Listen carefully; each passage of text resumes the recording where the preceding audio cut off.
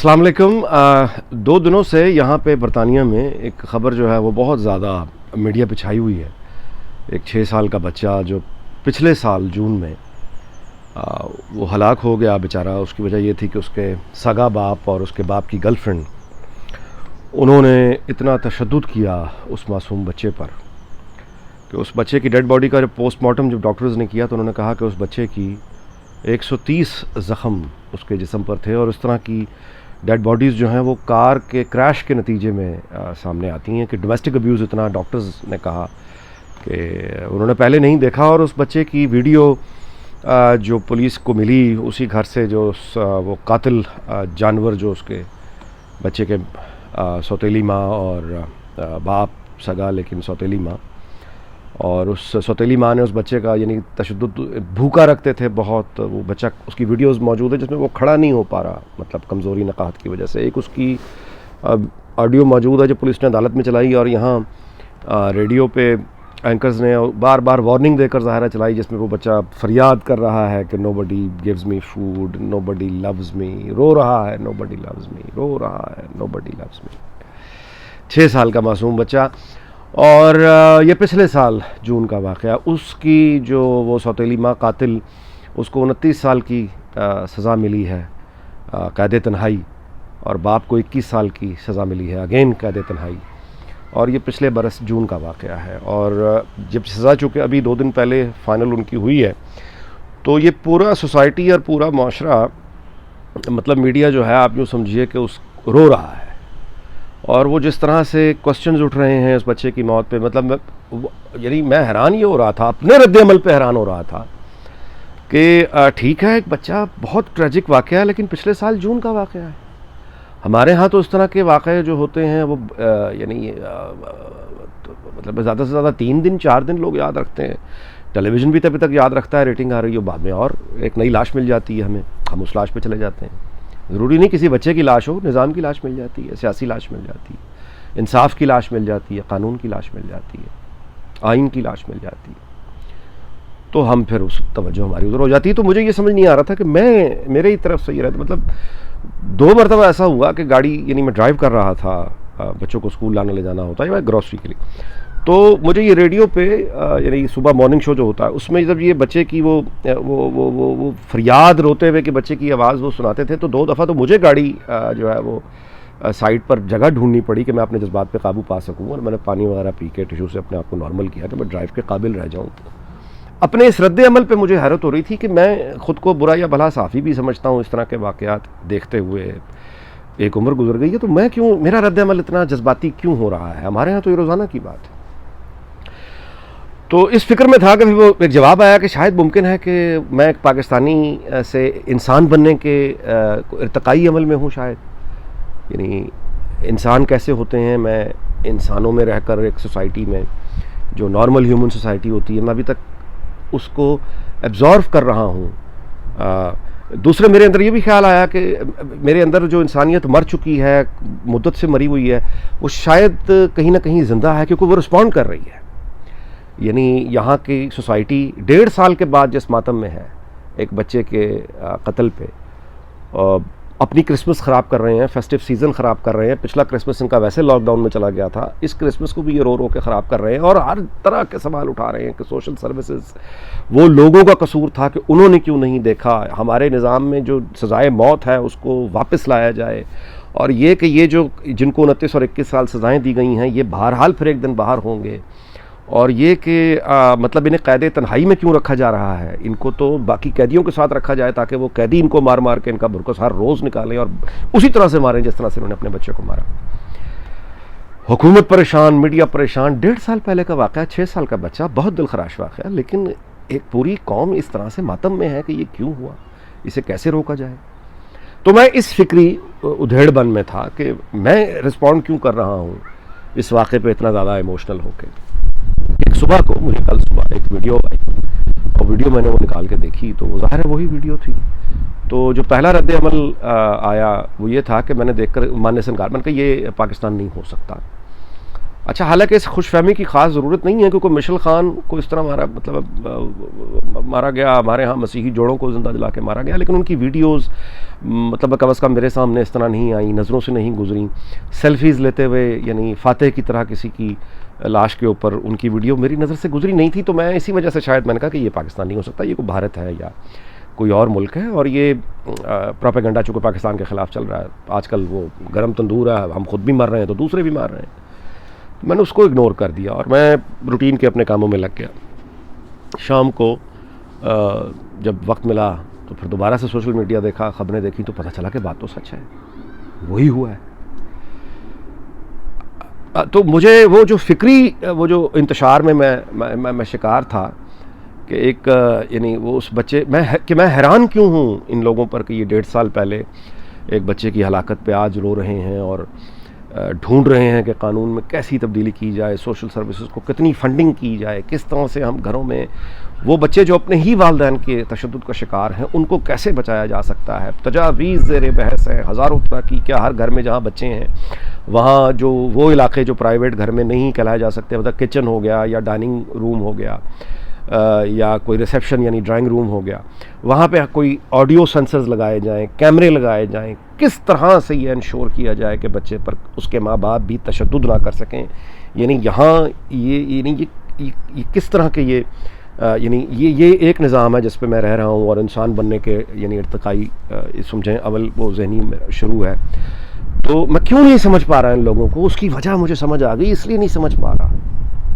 ہمیں کیسے سمجھ آئے گی؟ ہم تو لوگوں کو مار کر الزام پر، جھوٹے الزام پر مار کر یعنی اس کے اوپر سیلفی کھنچواتے ہیں. تو ایک بچہ جس کو 1.5 سال پہلے اس کے والدین نے تشدد کر کے مار دیا، اس کی سوتیلی ماں نے تشدد کر کے اس کا سر دیوار سے مارا، فائنل فیٹل اٹیک جہاں وہ مرا. تو جہاں پہ زندہ لاشیں یعنی آدمیوں کو اس طرح چوراہوں پہ جلایا جاتا ہو، میرا تعلق تو اس قوم سے ہے. اس طرح کے واقعات پر مجھے پھر ان لوگوں کا ماتم کرنا حیرت ہی ہو سکتی ہے. مجھے وجہ سمجھ آ گئی، لیکن ساتھ ہی کہیں نہ کہیں شکر بھی ادا کیا کہ میں یہاں بیٹھا ہوں اور میرے اندر کا ضمیر اور انسان ابھی مکمل نہیں مرا. اور اس بچے کے لیے جو 1.5 سال پہلے جا چکا میں درد محسوس کرتا ہوں. یعنی میرے اندر کی انسانیت اس سوسائٹی کو رسپونڈ کرتی ہے. تو بس اپنے یعنی آپ یہ بتائیے کہ ایک جانب مطلب یہ لبیک والے یہ ان لوگوں نے اب افسوس کا اور وہ ماتم کا وہ تو پہلے ہی بہت ہو رہا ہے. میں آپ کو یہ بتا دوں کہ یہ بھتہ لینے میں اب یہ جو انہوں نے سری لنکن کو سیالکوٹ میں مار دیا ہے، اب سیالکوٹ کے کسی فیکٹری، کسی انڈسٹری، کسی ایکسپورٹر کی خیر نہیں. اب یہ لوگ سیالکوٹ کے جو چندہ اکٹھا کر کے اپنے لیے ایئرپورٹ بنایا، جن لوگوں نے اپنے شہر پہ سڑکیں بنانے کے لیے خود پیسہ پول کیا، اس لیے کہ ان کے غیر ملکی مہمان آتے تھے ان کے آرڈرز لینے کے لیے، ان کی فیکٹری انسپیکشن کے لیے، تو انہیں شرم آتی تھی کہ ان کا شہر جو ہے اس کا ایئرپورٹ نہیں ہے، سڑکیں ٹوٹی ہوئی ہیں، تو انہوں نے جیب سے پیسے ڈال کے ان راستوں کو ٹھیک کیا، ایئرپورٹ بنایا. اب وہ جتنے بھی پیسے والے لوگ ہیں اب نہ ایئرپورٹ بنائیں گے نہ سڑکیں بنائیں گے، وہ اب لبیک والوں کو اپنا پیسہ اب وہ ان کو دیں گے. جس کے گھر میں ایک گاڑی بھی کھڑی ہے، کوئی بھی شہر ہو، پنجاب میں تو خاص طور پہ، وہ اب ان کو بھتہ دے گا. اب دکاندار بھی ان کو بھتہ دیں گے، پولیس والے بھی ان کو بھتہ دیں گے، کاروباری بھی ان کو بھتہ دیں گے، ہر بندہ ان کو بھتہ دے گا. اور یہ لیں گے، اور جو ان کو بھتہ نہیں دے گا، پیسہ نہیں دے گا، یہ اس کے گھروں سے نکال کے زندہ جلائیں گے، توہین کا الزام لگائیں گے، توہین رسالت کا جھوٹا الزام لگائیں گے اور اس کو زندہ جلائیں گے، اسی طرح جلائیں گے. تو ٹھیک ہے، اس کا پھر ایک جواب آئے گا. لوگ جن کے پاس اسلحہ ہے وہ اپنے طور پر جواب دینے کی کوشش کریں گے. یہی سول وار ہوتی ہے. پولیس نے تو ان کے تو اپنے بندے مر چکے. اب یہ جو ایک سزا ہوئی ہے سب بیک کے کچھ لوگوں کو، آج ایک کورٹ نے سنائی ہے پولیس والوں کی شہادتوں کے، یہ بھی ابھی ابتدا ہے. یہ سزا جب تک ہو نہیں جاتی اس پر یقین نہ کیجیے گا. یہ لوگوں کا غصہ ٹھنڈا کرنے کے لیے چھوٹی عدالتوں سے سزائیں اور اوپر سے پھر اپیلیں کر کے یعنی ہیل بہانے سے سال کیس کھینچ لیے جاتے ہیں. تو یہ ہے صورتحال. یہ بہت ڈینجرس لوگ ہیں. یہ بہت خطرناک اب ایک جتھا آیا ہے اور یہ کسی کو چھوڑے گا نہیں. اچھا، اب علاج کیا ہے؟ کوئی ہے؟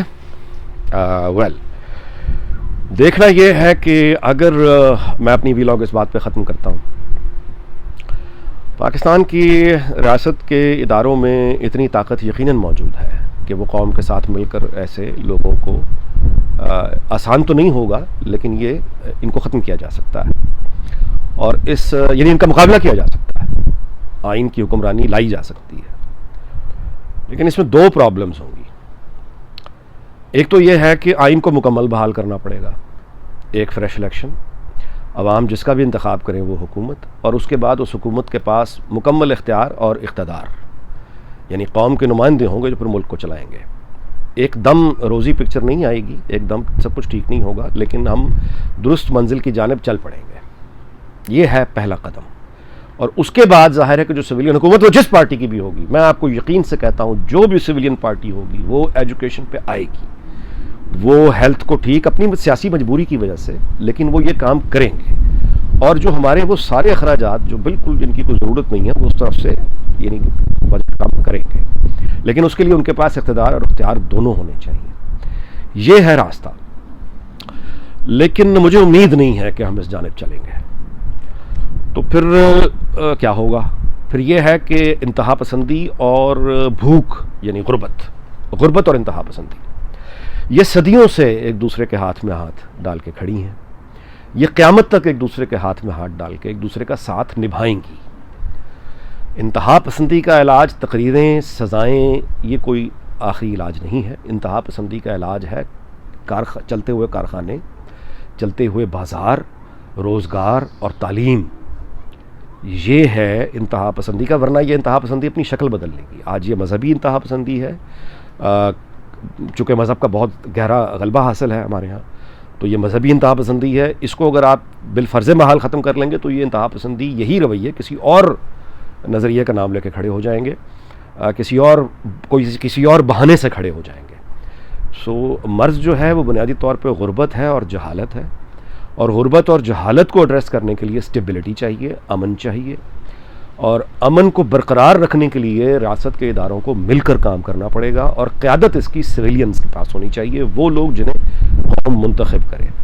اگر ریاست کا کوئی بھی ادارہ جب تک یہ نہیں ہونے دے گا اور یہ سمجھے گا کہ اسے لوگوں پر اعتبار نہیں کرنا، اسے جاہلوں پر اعتبار نہیں کرنا، اسے سیاسی کسی بھی جماعت کو مکمل اقتدار نہیں دینا، اپنے ہاتھ سے طاقت نہیں چھوڑنی، تو پھر وہ یہ جان لے کہ بچے گا وہ بھی نہیں۔ کیونکہ یہ لوگ جب نکلیں گے، اگر آپ یہ سمجھتے ہیں کہ یہ آپ کے کنٹرول میں ہے تو معذرت ہے، آپ بہت بڑی بھول میں ہیں، یہ آپ کے کنٹرول میں نہیں ہے، کیونکہ یہ لوگ آپ نے انہیں جنت دکھا دی ہوئی ہے، اور آپ نے سمجھا دیا ہوا ہے کہ اسلام پہلے ہے، پاکستان بعد میں ہے۔ تو اب ان لوگوں کے لیے اسلام پہلے ہے اور پاکستان بعد میں ہے، اور یہ لوگ دیانتداری سے سمجھتے ہیں کہ یہ دونوں ایک دوسرے کے خلاف، یعنی گویا کہ دشمنوں کا نام ہے، اور آپ کو ایک ہی بات کا انتخاب کرنا ہے، یا تو آپ اسلام کا انتخاب کر لیجئے اور پھر پاکستان میں جو بھی آپ کو نظر آتا ہے اس کو مار دیں، جو آپ کے تصور اسلام کے خلاف زندگی گزار رہا ہے۔ اور اگر آپ یہ کہیں گے کہ پہلے پاکستان ہے اسلام بعد میں ہے، تو آپ ایسے واجب القتل ہیں۔ تو یہ ہے وہ بھیانک کشتی، غربت ہے، بے روزگاری ہے، دنیا بھر کے سفارت خانوں میں ہماری بند ہوتی ہوئی تنخواہیں ہیں۔ سری لنکن کے اس واقعے کے بعد میں نہیں جانتا کتنی غیر ملکی اب سیالکوٹ میں اگلے سال 2-3 سال آرڈرز بھی دیں گے، یا یہاں پہ کوئی آئے گا، تو ہم ایک مکمل تباہی کی جانب، اب یعنی کیاؤس میں تو ہم پہلے ہی تھے، اب ہم انارکی کی جانب، کلاسک انارکی کی جانب اب ہم آ چکے ہیں۔ رانا ثناء اللہ کا ایک بیان جس پر میں ویلاگ اب ختم فائنلی کر رہا ہوں، وہ یہ ہے کہ اگر آپ نے آج رانا ثناء اللہ کا بیان ہے کہ اگر ای وی ایم مشینیں آپ نے زبردستی لگانے کی کوشش کی تو ہم مشینوں کو نکال کر آگ لگا دیں گے۔ یعنی اب پی ایم ایل این بھی سمجھ رہی ہے کہ ووٹ کو عزت دو کا اصل اور پریکٹیکل راستہ کیا ہے، تو اب وہ بھی یہ کہہ رہے ہیں، یہ مین سٹریم پارٹیز ہیں، کہ اب ہم بھی آگ لگائیں گے، ہم بھی لبیک کے نقش قدم پہ چلیں گے۔ بس اب اس سے زیادہ مجھ پہ کہنے کی کچھ ہمت نہیں۔ اللہ حافظ۔